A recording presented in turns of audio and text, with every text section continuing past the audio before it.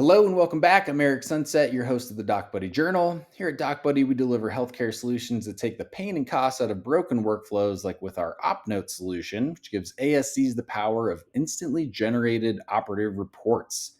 You can learn more about OpNote and all of our other products at docbuddy.com. And today we've got a special guest. We're joined by Tom Cunningham. Tom currently serves as Director of Business Development at Physician Growth Partners, where he and his colleagues help independent physicians explore and execute strategic partnership transactions with private equity and strategic acquirers. Tom, thanks for joining us. Great to be here, Eric. Thanks for having me. We're so glad you could make a little time for the Doc Buddy Journal. And that was kind of a short and sweet intro. What else should listeners know about you? Yeah, I think, just from a healthcare perspective, prior to PGP, spent a little bit over a decade in the trenches in medical device, helping companies, startups, commercialize, scale, contributed to a couple exits, and excited to be here and talk about the opportunities and the challenges that lie ahead for physicians that are continue to operate in a constrained environment with a lot of headlines. But excited to be here. Appreciate it. Yeah, and it's good that we can finally connect. I know I've seen you, and I know I've seen some of the PGP folks at the variety of ASC events, whether they're state shows or ASCA or Becker's. Good to finally put a face to the name, I guess. And as you said, very exciting time in the ASC world. A lot of headwinds, a lot of tailwinds, though. So let's dive right into it. What's kind of the general lay of the land as it pertains to private practice and PE or private equity these days? Yeah, it's interesting, Eric. I think so. For starters, there are, as I mentioned, a lot of headlines around sort of this traditional way of practicing, which is, to your point, 100% physician-owned, private practice. Went into medicine because I don't want a boss. I want to treat patients how I want to treat them and all that. And so that still exists, obviously. What's interesting, a report that was put out just yesterday by Rebecca Springer in PitchBook. She's a great healthcare analyst. What was super interesting is all these headlines around how bad private equity is for healthcare and physicians specifically. Only 3.3% of physician revenue is private equity sort of owned or backed. And so you have all these other players, right? Optum, et cetera, health systems. And so it's interesting. The short answer, though, Eric, is private practice is still strong. I think it's just there's a lot of headwinds out there, and physicians that are our clients and that we're talking to are certainly just sort of navigating and just wanting to become more educated on how they can combat some of the challenges out there. Well, and something you said really rings true to me is that, being a physician is a really noble pursuit. It's a lot of time in school. It's a lot of training. The training's not easy to get through either. And they do all of that to treat patients and help people live healthier lives.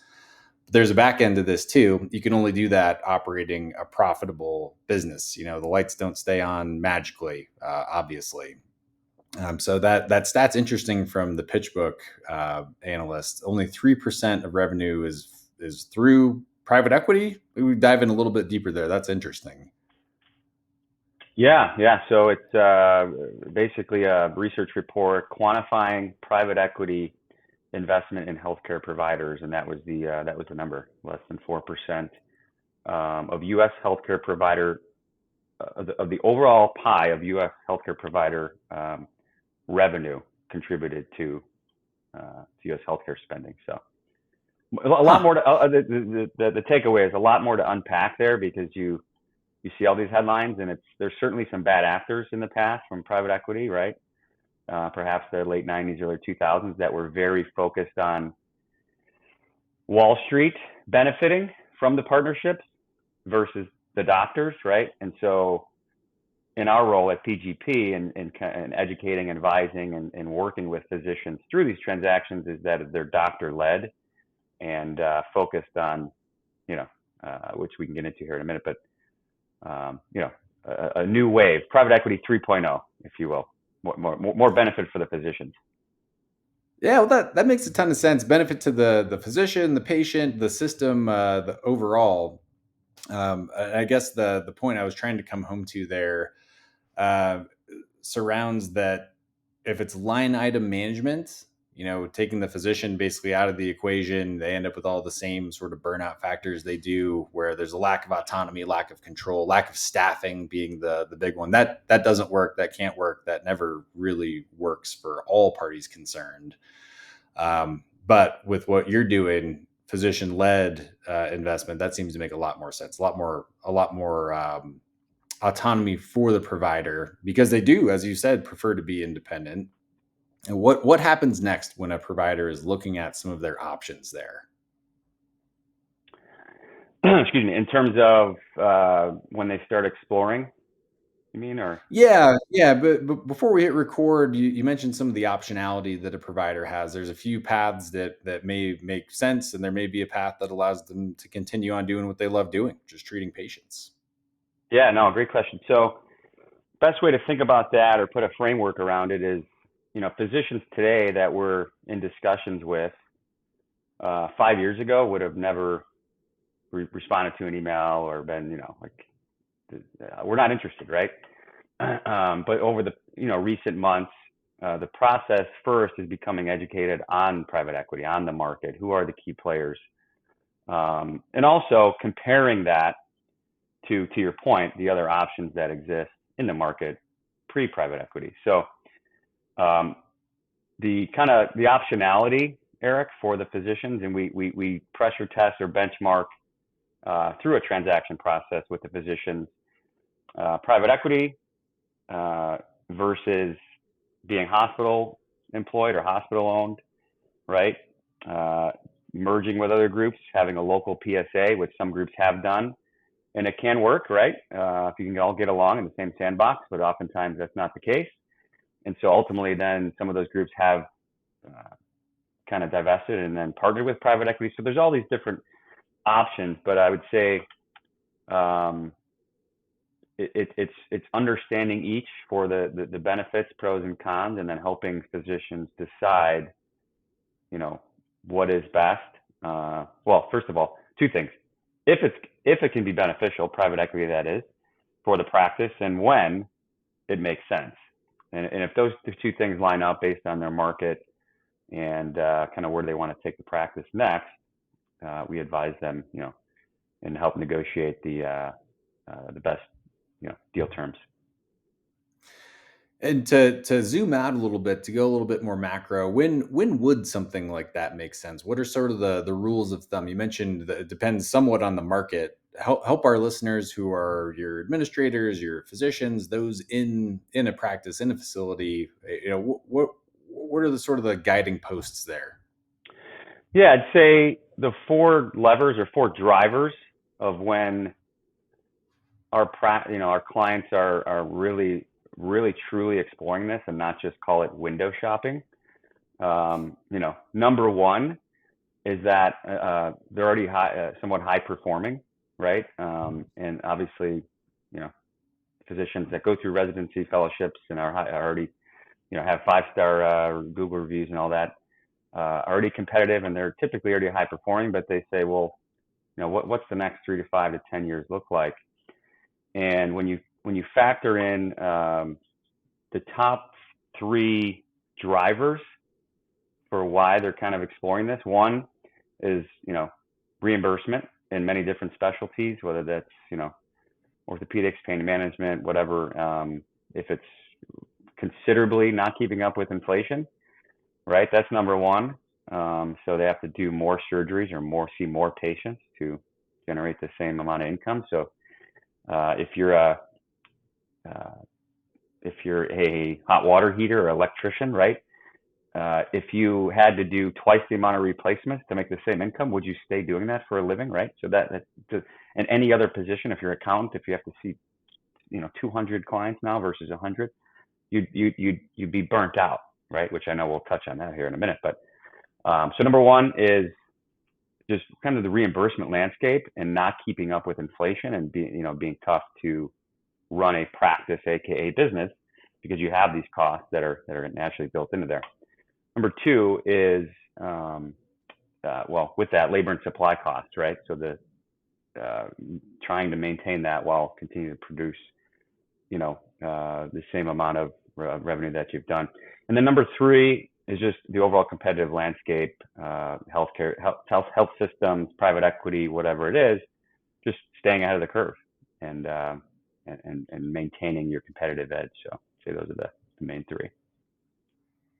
Yeah, and I know I could answer being that hot water heater replacement guy doing twice the amount of work for the same amount of revenue doesn't sound particularly appealing. And you mentioned inflation. Obviously, speaking strictly to Medicare being a zero budget offset item, Mm-hmm. that is under tremendous pressure on the reimbursement side. Virtually nobody's happy with the direction their Medicare reimbursement is going. So when you look at private equity investment, some of these other options, selling to the hospital or physician-led PE, how does that alleviate some of the pressure there on the reimbursement side, or does it? Well, just think of capital infusion, right? So in these partnerships, you have an investment from either a private equity firm, if it's a platform, what's known as a platform, a new entity formed by a scalable group, um, brand new, or the group will join with a private at what's known as an MSO, management service organization. That's a private equity backed MSO who already has 50, 100, 200 physicians, and the physicians affiliate with them. And so by doing the latter, affiliating with an existing platform, typically they already have payer contracts in place, and so there's a benefit there from perhaps potential rate lift on their payer contracts. But then I'd say, to the question of how does that help these physicians, or why, it's obviously, like any business, when you have a capital infusion, if it's invested and allocated appropriately, then some of these, like for example, three clients I could lean on were orthopedic specialists of Austin down in Texas, Euro partners here in Chicago, partnered with Solaris Health, and Mary Lupo Dermatology down in Louisiana. We recently wrote an article interviewing them and others on their experience, and it's sort of, hey, why did you do this? How are things going? And thankfully it's going well for them. And there's other examples, and it's not perfect every time by any means, but I think the other drivers mentioned earlier, why they're even considering exploring these partnerships is kind of reflective, I'd say, 2, 3, 5 years later, sometimes 12 months. But again, it's like any marriage, you got to invest. It takes time, right? And sacrifice and compromise and communication and collaboration in the boardroom. And as I mentioned earlier, sometimes that can be a challenge. But Yeah, sometimes you got to take the kids to school even when you weren't expecting to. Yeah, it's had to do that this morning, as you know. So it was summer camp. So that's just how it goes in any healthy marriage. And I want to pick at kind of like some of the second and third order effects of one of the other guideposts that you mentioned around staffing. We've kind of flirted with burnout, and we'll get there. But at present, you look at all the data across all the different sources, and there's some great articles out there. There's some great surveys that have been conducted from Class, from Medscape. You name the outlet. The data all kind of matches up with each other.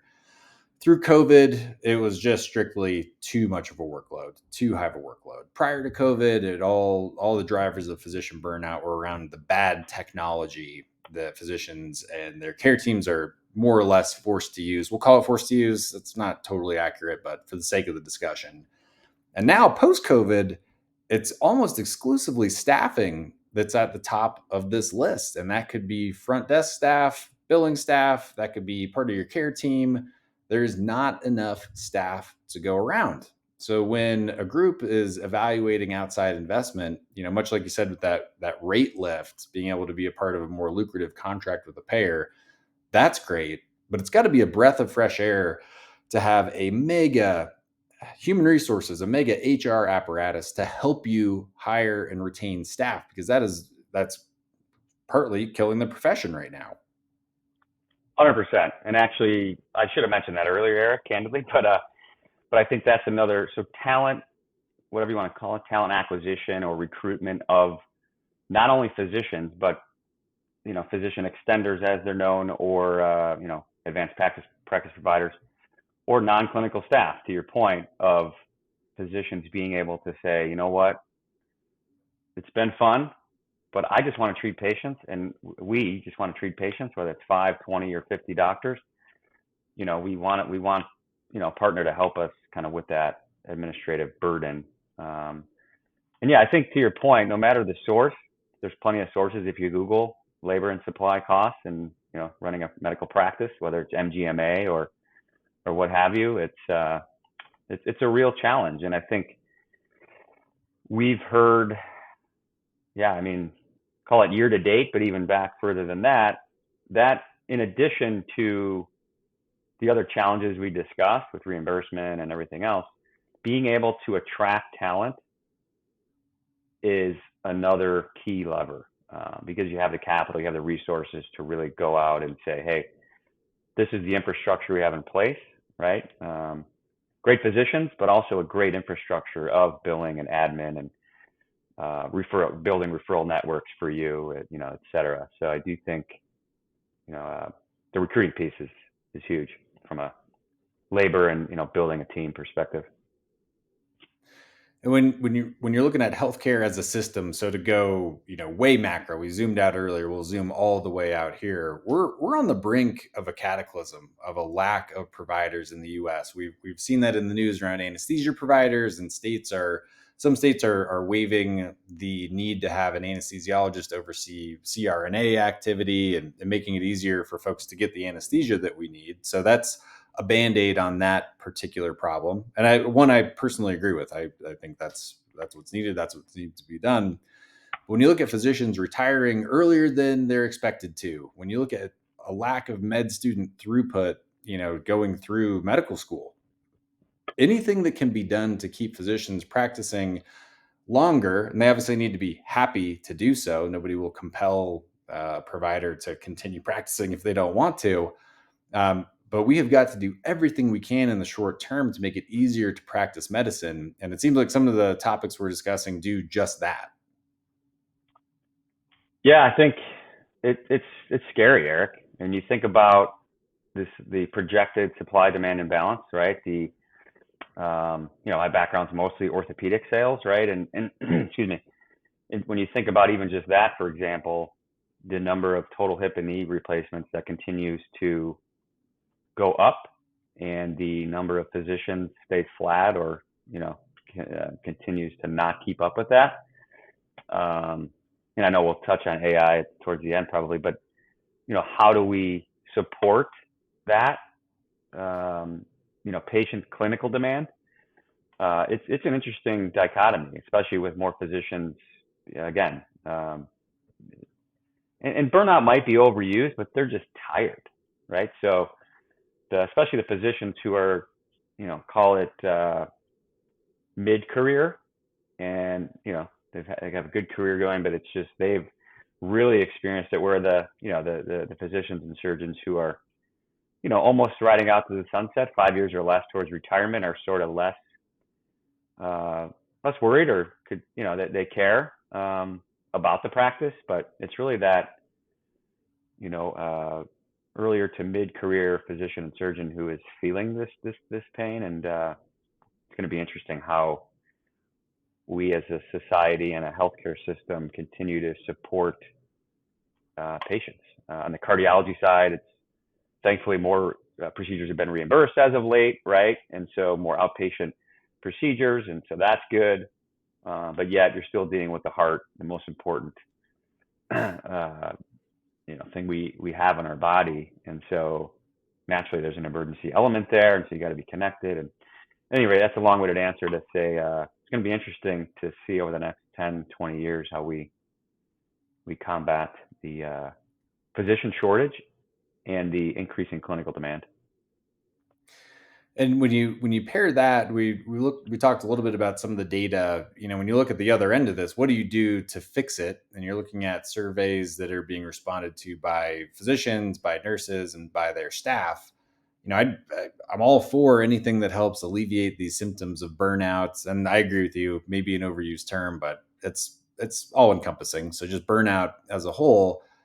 These surveys, or the respondents to the surveys, are talking about support groups and being able to talk about how burned out they are within their organizations, and not having a stigma of saying, "Hey, doc, man, just like you, I'm crushed. I'm tired of this. I want to get out on my boat, or I want to play golf, or whatever." Does that really fix it? It doesn't. That's like another kind of a band-aid. You're not fixing any of these problems. And obviously we're talking about systemic problems now, everything from reimbursement to working for a health system. And there are not going to be band-aids for all of these things, but it comes back to, what can we do to help providers stay providers? What can we do to help them stay away from becoming their own scribe and taking home work, working through the weekends, missing their kids' soccer practice, whatever it may be? What's your response to that? What do we do to actually fix these problems? Because while talking about it may help, and that's good, I want everybody to be happy, that doesn't fix your problem, though. Yeah, I mean, look, Eric, if you and I had that answer, we'd probably be retired. But uh, I think, I mean, to your point, it's a systemic issue, and I mean, going back to even private equity, it wouldn't even be in healthcare, if we didn't have the system we do. And so, obviously, other first world countries have different systems, and so that, um, if you read the book "The Healing of America," I want to say, I could be wrong on the name, by T.R. Reid, a patient goes on and really tests all first world countries in terms of a shoulder procedure or shoulder treatment. And what he found was, there are the ideal scenario, ultimately would be keeping the lifeblood of American healthcare, which is innovation. It's trained medical specialists. Yes, being performing at the top of your license, but not over that, right? And so providing quality care at the right time, at the right patient, et cetera. But what he learned or uncovered was probably what we know from a macro perspective, which is Japan and Germany and others, outperform the U.S. in many different areas. And so there are things we can learn, I think, from other countries would be the best answer, Eric, in terms of maybe where we go from here as a society or healthcare system. But I would say, healthcare is still local, and it's figuring out a way that we can still treat the same amount of patients, but maybe bring in AI and bring in things that are going to help scale, care, which can happen in many different specialties. But there's certain things where you ultimately have to go in, and the doctor still has to do the physical examination, and so candidly, I don't know. TBD. Let's table that, and let's have another chat. Maybe in a few months, going into 25, maybe we'll read some more articles and we'll have some more info. But I don't want to overspeak. I have no idea. Well, you're not overspeaking in any way. There's a lot of very smart folks, way smarter than me, that have been a guest on this show, working for CVA USA, among others. That's just what's front of mind, and they have said something similar. I don't have a magic wand answer here. It's systemic from the top down, from the bottom up. So I'm glad there's a lot of smart folks working to figure it out, because it seems more or less like an engineering problem in a way. And to bring us back to the core of our discussion, you mentioned there wouldn't be PE in healthcare, and PE is looking at market inefficiencies. And that is to remove sort of the clinical aspect of this. We don't want to lose sight of that. But, like we said starting out, you can't treat patients if you don't have a practice or a facility to do it in. So let's figure out what these market inefficiencies are.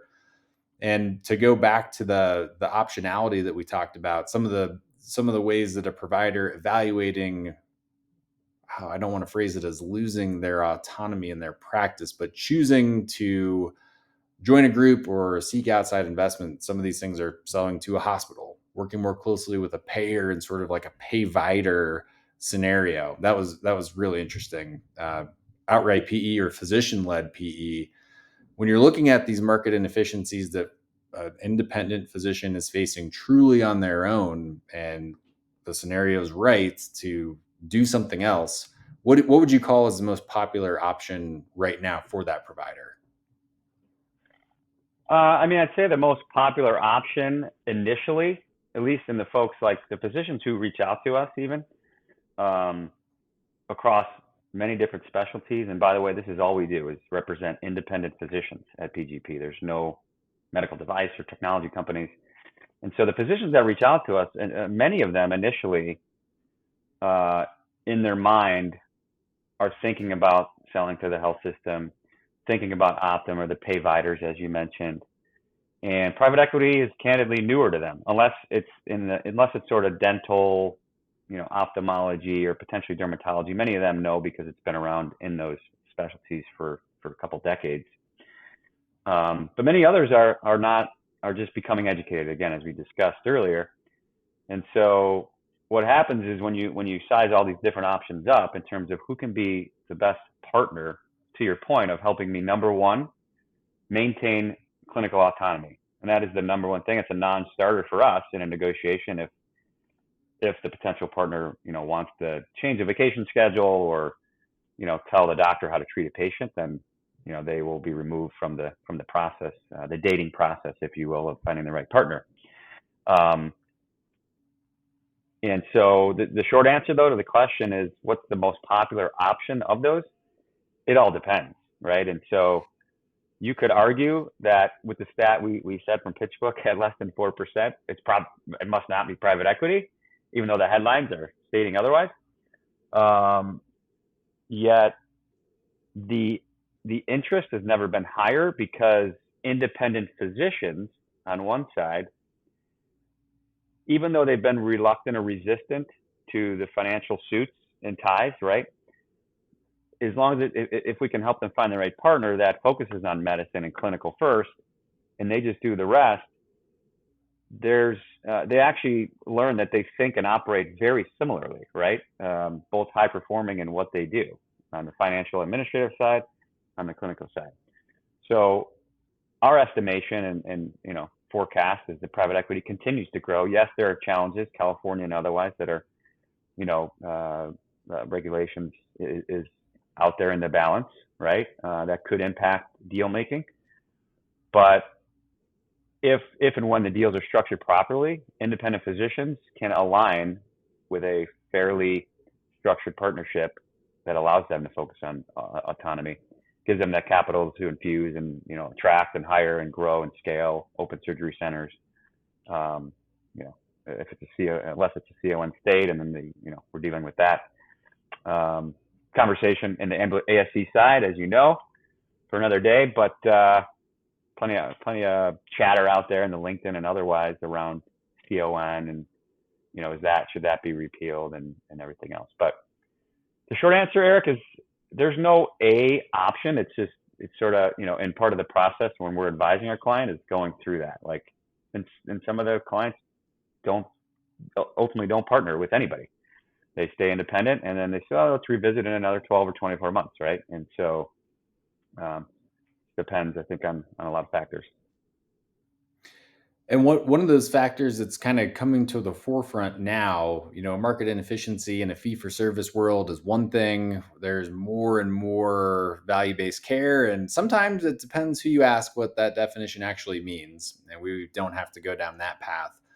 How does this change, though, if we move more towards a value-based care model, like, across all payers and across all populations? It seems to be what people want to have. Not totally there, and I'm not sure how close we really are. but that certainly changes the formula if you are searching for market inefficiency. Yeah, it's I'd say what we have learned uh, recently over the past couple of years is that value-based care should work long term, and I think will work in many cases. However, it's still very much a buzzword, and nobody knows what it means. And so, if you ask 10 people, you might get no, not 10, you might get 7 answers where there's a couple that align. But that being said, the Becker's Ortho Spine and Pain Management ASC meeting last month in Chicago, there was a good example of, I think up in Minnesota or somewhere, where a spine group had partnered with Blue Cross, and they were able to really somehow prove somewhat of value-based care. So there's examples out there that I think are working, um, but it's tough from like a multi-specialty perspective when you have high revenue generators and low, and you're trying to how does that how do you smooth that out and kind of put the right reward system in place for, which I think this is the elephant in the room, for preventative care and actually rewarding that, which our sick care system in the US doesn't do that right now, right? And then still continuing to reward the physicians and surgeons who went through 5 years of residency and fellowships and are just exceptional at treating very difficult patients. They, of course, should be compensated very well. And so the argument that they're overpaid, whether it's orthopedics or cardiology or, like a knee or hip replacement, specifically hip, is one of the most successful procedures. Yet, back to the earlier discussion, reimbursement to that same physician it's the graph is like this. Here's their reimbursement, and here's inflation over the past 20 years. And if you look at AMA, there's a chart from American Medical Association. So, I'm kind of going on a diatribe here, Eric. I apologize, but I think it's just so we have so much work to do. That's why you're here. We want the diatribe. So all that to say, are there any scenarios where you're guiding a client through this process, and obviously retaining physician autonomy is at the top of the list? You already said that. Are there any situations to be aware of where it looks like this is the right play, everybody's going to end up happy doing what they want to do, but the provider ends up in a situation where they go, man, I am not practicing how I thought I would be. I've lost autonomy, getting more burned out. I can't imagine that's even an option. Yeah, I think it is possible. I think what the best answer, Eric, is like from our perspective at PGP, and the reason why when a client, a physician group engages us, the only ask is that we're their exclusive advisor, M&A advisor through that process.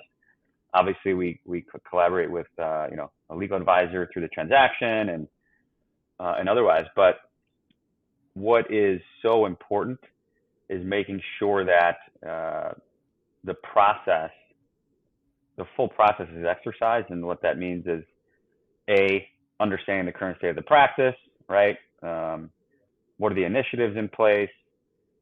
Where is it at in terms of number of providers? Just really qualitatively and quantitatively understanding the state of the practice.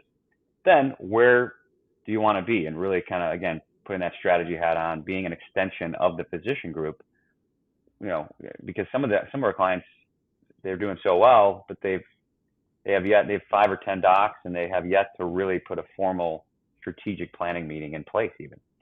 And so we then sort of not force the hand, but kind of engage or motivate them to really start thinking longer term. Because again, they're tired, they're burned out, whatever it is, they're busy and they haven't done it yet. The scaled practices already do. They have their strategic planning meetings, and we then are invited to that to kind of, again, be an extension of the team. But I think where things could go wrong is if and when, for example, we've had a few calls in the past couple of weeks where groups aren't happy with their deal that they did 2, 3, 4 years ago, and they're revisiting, kind of re-exploring. They didn't hire an advisor; they went solo, and that's fine, right? That can work. But they felt sort of like an employee certain ways, and run of the mill factory worker, but maybe not to that extent. But so again, I think that's where the process of it's first education, right? Like, what's the market? Who's out there? Where's our practice in the whole scheme of things? And then managing a process to really make sure that if it's a cardiology group, and ultimately, to your point, if CVUSA ends up being the best partner, then great, right? We can agree on that, and the physicians, which by the way, we know them well. They do great work down in Florida and otherwise. Tim Atterbury and his team there. So I think that that the key is just really, again, it's being a true partner, and any fiduciary advisor, whether it's your 401k or otherwise, needs to look after your best interests, and that ultimately, I think, is the value of why you hire an advisor, right? Is to make sure that you do your homework, and ultimately you don't have buyer's remorse. And are there examples out there that are not so happy? Probably, but I don't know, TBD, I guess. PGP, proud to say most, our CEO, Michael Croyne, his famous line is, look, if I call our client in 2 years and they say, I would never do that deal again, we didn't do our job, right? And so that follow-up call and saying, how are things going? And we certainly keep in touch more frequently than that, but it's, how are things going? What would you change?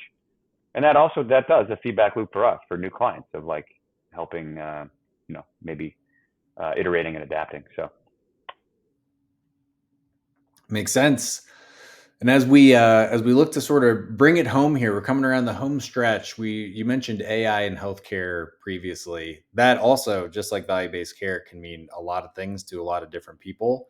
Uh, Define it if you'd like, but what are your thoughts overall on AI in healthcare? yeah, I think it's still so early um, to have a line in the sand. I mean, based on the supply and demand imbalance that we're going to experience, physician shortage and clinical demand, it has to play a role. If I were to define it, I mean, I guess, short of Googling it here while we're live, I would say, or ChatGPT, if you're 10 or 15 years younger than us, and it's going to be all about prompts and not Googling. I've heard when I got on the train the other day, some gentleman was like, our kids they're not going to know Google. It's going to be just prompts. And that's wild. That's wild, Eric. Think about it. Yeah. Like, we grew up, that's all we know is Google. And so even our parents, right, and everybody. So I think the short definition would be somehow figuring out a way for AI to help, augment care and continue to bring scale and efficiency as the imbalance continues to be there. And that's at a high level, but I think there are other examples, plenty of startups, obviously, right? And if you look at the, Rock Health, I think VC investment in the space, whether it's just broader AI or even health tech, continues to be there, even in the current tough fundraising environment. So plenty of examples that, Verity XR, Sword Health, from an MSK perspective, you have things in, in the cancer space, right, that try to do more screening and diagnosis at an earlier stage. I mean, it makes total sense, right, to just try to assess, diagnose things earlier. So TBD, but yeah, I think the short answer is it's only gonna help us assess and diagnose sooner, and then allow physicians to do the physical exam when they absolutely need to, and treat patients how they want to be treated. I think you hit the nail on the head there with augment care. I might have led you a little astray asking for a definition of it. There are some, I think the more reasonable view is that it will augment care, allow earlier diagnosis. You mentioned cancer screenings. That's a great use case Mm-hmm. for AI, or if you're a skeptic like me, maybe more machine learning and predictive analytics, AI, possibly a misnomer.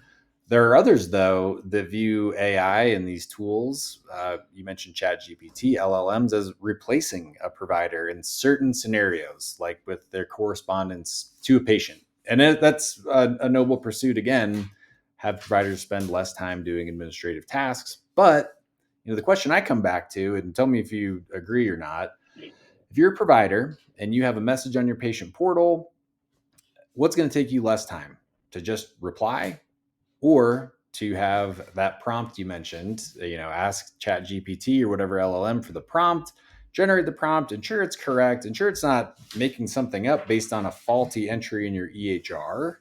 We've heard about the chat gpt hallucinations. Hopefully your ehr data is 100% correct so that you can just let the software do what it's supposed to do.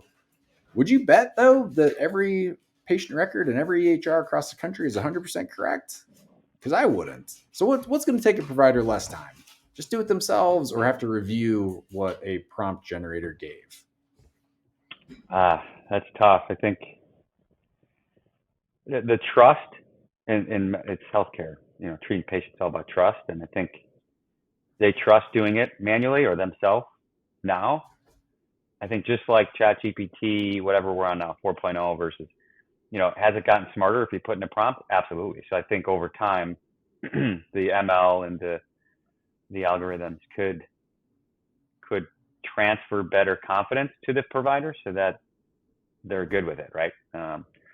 But yeah, it's I don't know, it's hard to, and then generationally, I think if you naturally look at the kind of the newer, younger physicians are naturally more open to trying some of this technologies, right? Or the early adopter, later career physician, but they've always been sort of that early adopter and they invest in technology. They're entrepreneurial, right? So we'll see. I mean, I do know plenty of docs right now using AI, helping scribe, helping doing a lot of that. So I think it's just a matter of, is that really going to help, ultimately in the long run? Yeah, you're right. We'll see. We're at the very beginning of this, and it's kind of cool that healthcare is embracing it with open arms, as opposed to many other technologies which don't get embraced either at all or with open arms. So, Tom, as we wind it down, did we hit all of our talking points? Is there anything that we want to cover that we didn't yet? I don't think, can you still hear me okay? I think my iPod's just, Yep, sound okay, great. awesome. No, I think we covered it all. I think what, would love to, just for anybody in the audience, right, or that's listening, whether it's an independent physician or otherwise, happy to be a resource, right, as we continue to march ahead here in this, trying to blend sick care and healthcare and figure out AI and, ultimately just helping physicians, um, maintain quality of care and figure this out as we move ahead. You couldn't have given me a better segue. How can listeners connect with you? Yeah, I'd say the best way, follow on LinkedIn, send me a message. Happy to have a chat. Email, just tcunningham@physiciangrowthpartners.com. And yeah, I really appreciate the time, Eric. Thanks for having me and look forward to building on these discussions. Yeah, really enjoyed the chat with you. We'll, of course, have links to your LinkedIn and your email in the show notes. And on behalf of the entire Doc Buddy team, I want to thank you for listening. Be sure you're subscribed on Apple Podcasts, Spotify, and YouTube so you always get the newest episodes of the show. And until next time, I'm your host, Eric Sunset. Talk to you again soon.